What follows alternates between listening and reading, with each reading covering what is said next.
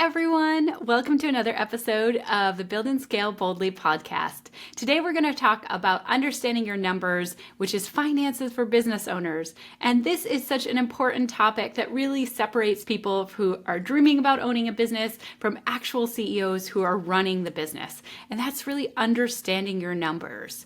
If you want to build and scale a thriving business that is around long term, you cannot afford to ignore your finances. And don't worry, you can learn this. This is not something you're born with. This is something that I, for example, have learned over time. It's an important skill set that you can absolutely gain. And today I'm going to walk you through why your numbers matter so much. I'm going to show you how you can actually use them. And then I'm going to give you some simple steps to start leading your finances boldly, even if it feels intimidating right now. And I'm also going to share with you a free resource that you can use to start avoiding some of the financial mistakes that I see so many entrepreneurs make throughout their journey. Okay, well, we got to start out with why understanding and knowing your finances are so important. And really, it is a life or death kind of thing for your business. Because if you don't understand your finances, you can get into real trouble with your business and you can end up crashing and burning. And this is what happens to a lot of businesses that go out of business. It's not enough just to have the passion as a business owner and to say, hey, I'm the visionary. I'm going to kind of create the customer relationship. I'm going to work on all that and ignore your finances. You actually have to learn this. You need to actually learn your finances as well as all the other pieces of the business. It's absolutely imperative. Why? Because if you don't know what's going on with your finances, you are truly flying blind. And when you're flying blind, you're going to make the wrong decisions. And sooner or later, you can absolutely get yourself into trouble, like running out of cash. That can be a real problem if you're not following your finances and you don't understand what they're actually telling you. And I think that's the key. A lot of people think that, hey, I have somebody who's doing my finances, a bookkeeper, and I'm filing them for taxes every year. Isn't that enough?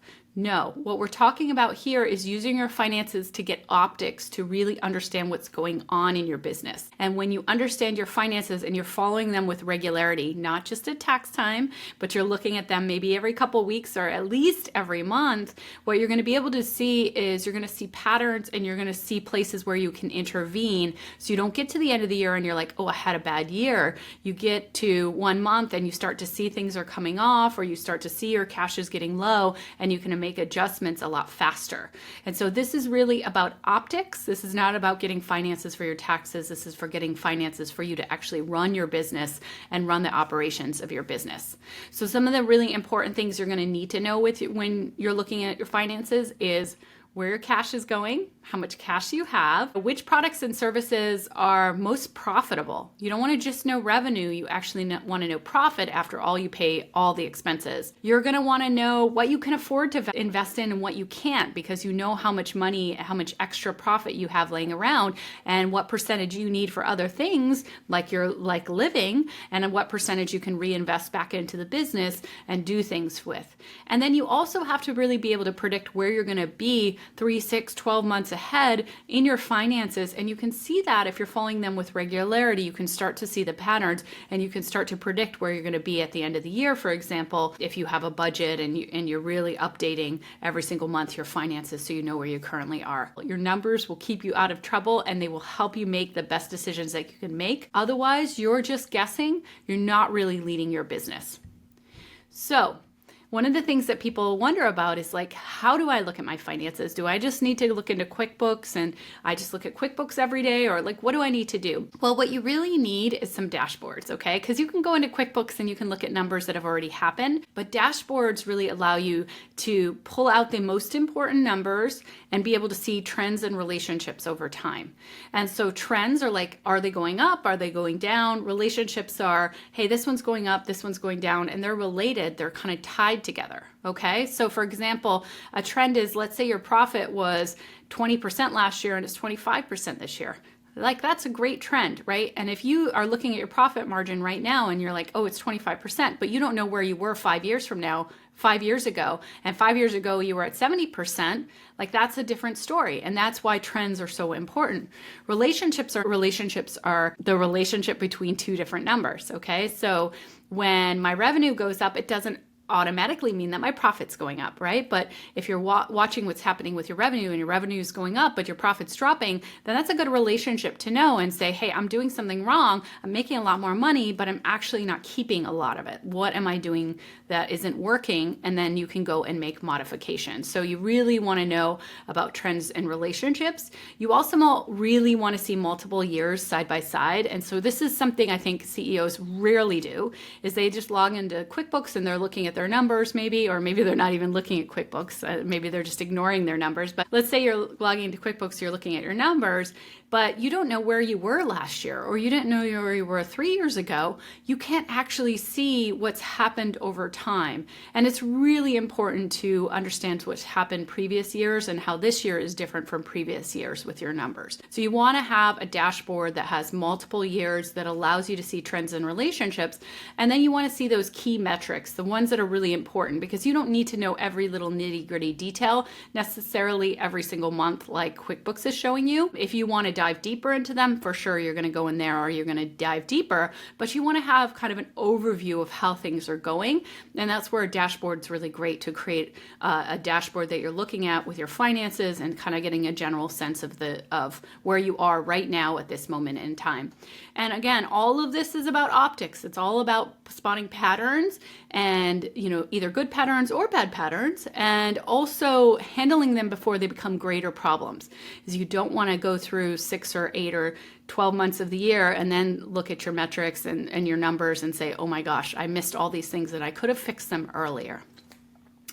Now, one of the things that we always make sure to do at Semi-Retired MD and all my other businesses is to create and use a budget. And a budget is giving you a sense of what's going to happen throughout the year. And it's your best predictive mechanism financially. And usually we do it in November, December, and we're predicting what's going to happen in the next year based on the previous year and based on the trends and relationships that we see developing. I tend to make conservative budgets, meaning like they're not worst case scenario. I mean, the goal is to get as close as possible to the reality, but they are also not my like big vision, my big hairy audacious goal kind of built into a budget. Because if you're off on any of the big hairy audacious goals, then that can really make your budget completely inaccurate, and then you're ending up having to modify it frequently. So when I create a budget, I'm really looking at what's happened in previous years. And I'm saying to myself, how can I use what's happened to predict what's going to happen this year? Now, the budget you create in November, December may not be the budget you're actually looking at, let's say June of the next year, because what you might end up doing is modifying your budget maybe 1 or 2 times maximum a year, where you're saying, okay, we're 4 months in or 5 months into the year, we're this far off track.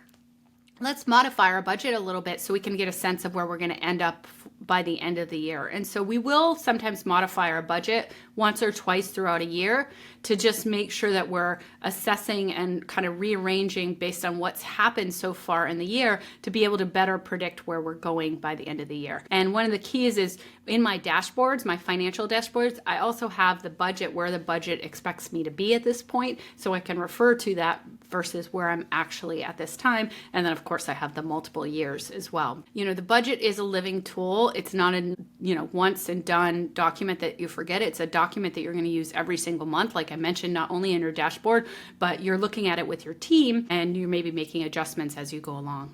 So how often do you need to look at your finances? Well, I said at minimum you want to look at it monthly, but there may be times that you actually want to look at it more frequently to make adjustments. There's a saying, right? What gets measured gets managed, and what gets managed gets done. And so if something's really important to you and you're trending it really, really closely, perhaps you're even looking at it every single day, like during a sales week or 2, you're looking at it every single day. That'll allow you to make adjustments faster because you're absolutely looking at your finances all the time. And so there will be times where you're going to look at things even more frequently than once a month. Once a month maybe when you look at overall where you are compared to where you thought you were going to be, but you may be looking even at daily numbers in the finances to see how things are going and to get those trends as well. So you really want to always be looking at your numbers to make better decisions and to adjust faster so you don't get to the point, it's 3-6 months later where you are finding out that you have a big surprise on your hands because you didn't figure it out earlier. Now, there are some important numbers you really want to watch pretty frequently. And here's some key numbers you should always have optics on, okay? Revenue and profit. And I think a lot of people look at revenues and they don't look at profits. Profits are absolutely so important. In fact, in our companies, we actually set profit goals, not necessarily revenue goals as our number one goal. So we're looking at profit all the time. You want to look at team efficiency market metrics. So how much you're spending on your team and how much you're making as a result. Because here's another trend that's really important. Okay, my team costs are going up, but my revenue is staying stable. I'm actually getting less and less efficient because I'm having more team members with more, I'm paying them, but I'm making less revenue. My company is becoming less efficient. So you want to look at team efficiency metrics. You want to look at sources of revenue. Where are all the revenue coming from? Where are the important sources? And you want to know the profit margins of all of your different sources of revenue. Something might have a much higher profit margin than something else. And when you're deciding to simplify and maybe offer less products, which product are you going to take out? Well, the one with the lower profit margin. So that's why you want to know the profit margins of all of your different sources of revenue. You want to understand what your major expenses are, and you want to be watching for new expenses. In fact, you may even want to watch either quarterly or monthly, where you go through a lot of your expenses and see what you can trim, because things get added. You know, people add different monthly services that they think that are needed, and maybe 3 months in you're like, you know what, actually we don't need it. But if you don't assess it and you don't say, you know, what are we using this for? Are we still using this? What will happen is somebody will sign up for something and it'll just be stuck, and 2 years later you'll realize, oh my gosh, it's still going. I've had this happen in my company, and there's nothing worse than saying, oh my God, we've been wasting money on this subscription for 2 years that we didn't actually use for the last year and a half.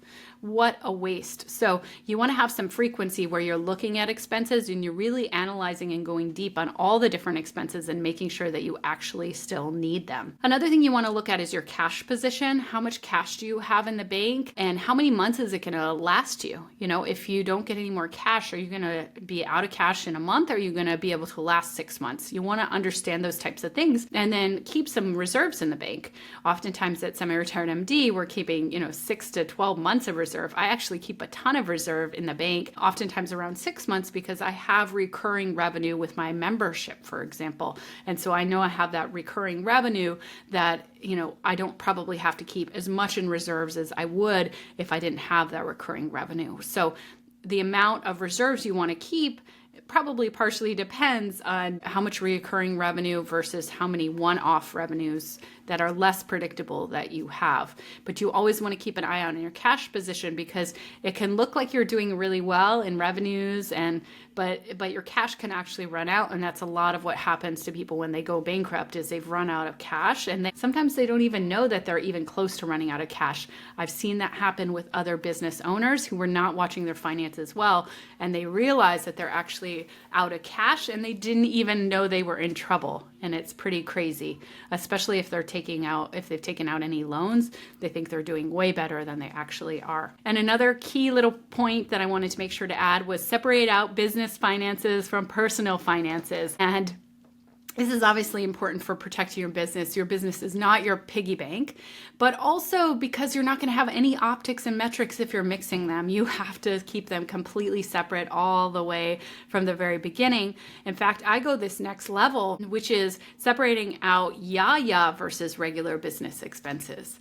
So what's yaya? So yaya, this is a concept that comes from Keith Cunningham, one of my mentors. And the idea is those are expenses that are real business expenses, but they're not expenses that your next owner might have. So for example, I do a lot of memberships and masterminds, and that adds multiple 6 figures a year of yaya expenses, but I don't want those to show up mixed in with my business expenses, because it'll make my profit margin look terrible. And of course, I won't have great insights into what's actually happening in my business. And those could easily be cut out if I needed to, right? So I always separate out the yaya expenses, like executive training, out from the business when I'm doing the metrics and optics, so I can see what's happening. Now, obviously, when I file my taxes, they're all mixed in, and then to the government, my taxes actually look lower than what I'm looking at when I'm actually looking at optics, because I want to understand how my business is running and how efficient my business is without the yaya thrown in there. Now, keep in mind, you don't have to do this all alone. That's a story of running a business. You don't have to do it alone. You're definitely going to want a financial team. A strong bookkeeper is really, really absolutely necessary. And what they're going to be doing is day to day going into your numbers, making sure everything's clean in the right categories, that the receipts are updated, those types of things. You want a fractional CFO if you're big enough and you're like wondering about predicting the future based on current numbers, and you're wanting to see if there are any insights that you want to about things that you want to change based on what's been going on. A fractional CFO can really help with that, or just you can actually learn to do this over time. I do a lot of this for myself along with my team, and we've had fractional CFOs in the past, but we've also been able to do a lot of the work ourselves, and so not necessarily something that we always have needed is a fractional CFO. And then of course you need a CPA, right? You need to be able to file your taxes at the end of the year. So that's another really important team member. One thing you really want to do with your bookkeeper is make sure they're doing accrual accounting.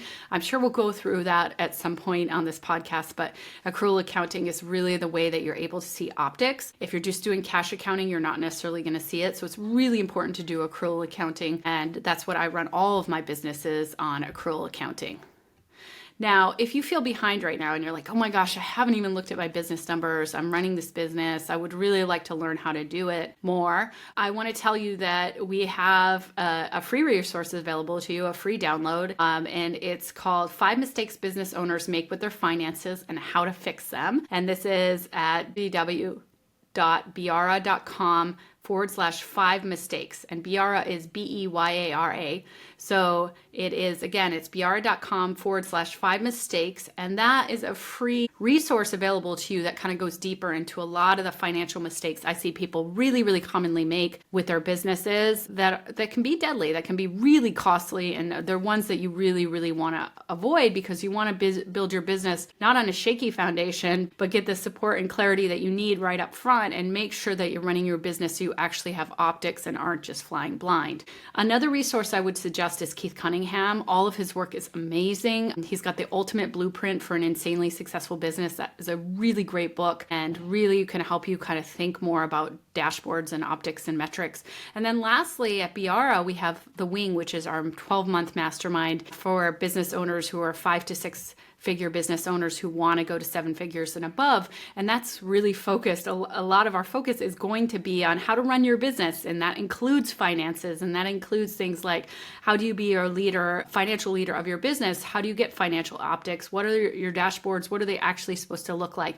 Go into detail on all of those pieces. So there are a lot of available resources for you to be able to learn this. Now, we always end with a closing reflection question. And so my question for you is, where are you in your business right now with your finances? Are you guessing? Are you kind of leading based on real numbers? Are you tracking things? Do you have dashboards you look at? Ultimately, you're only going to become an owner when you're looking at the finances and you're able to see what things are going well and what things are going wrong, so you can make decisions from kind of that upper level even, or you can decide where you need to dive deeper and get more into the metrics to see what's actually going on. So your financial dashboard, you have to have it to run a successful business, especially as you grow. You will get into trouble if you don't. So where are you right now? And where do you want to be? And what's it going to take to be able to get there? Now, if you found today's episode helpful, I'd love for you to subscribe to this podcast so you never miss an episode. And if you know another bold entrepreneur, a female entrepreneur who's ready to lead her business like a real CEO and needs to understand the finances, definitely share this episode with her as well so she can start to lay that foundation. And then lastly, keep dreaming big, keep leading boldly, and most of all, keep building that business and life that you love. We'll see you next time.